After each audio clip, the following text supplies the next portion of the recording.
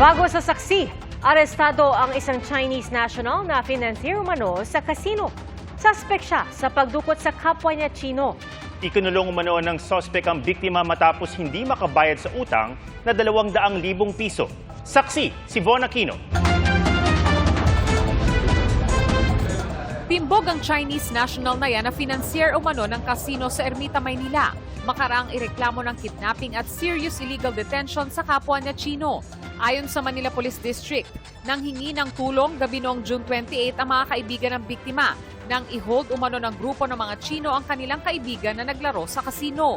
Habang umiinom itong kasama niya, minessage siya nitong biktima natin na sinabi na is being held against his will.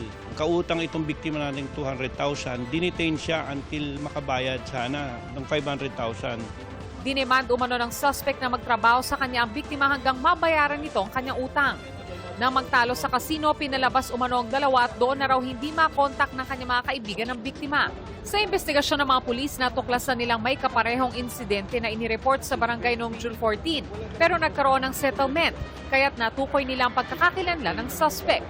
Tinukoy rin ng mga kaibigan ng biktima ang suspect na nakita nilang huling nakasama ng biktima. Inimbitahan ng mga pulis ang suspect sa police station para tanungin kaugnay sa insidente. Dahil dun sa pag-iimbestiga, na-pressure ngayon na i-release yung biktima somewhere dyan din sa may area ng Malate. At kinuha na ng mga pulis natin at doon na nagsimula yung complaint. June 29 ng hapon nang i-rescue ng mga pulis ang biktima matapos pakawalan ng suspect. Pagdating sa police station, dito na positibong kinilala ng biktima ang suspect na umano'y nagkulong sa kanya. Inikot-ikot siya doon sa lugar.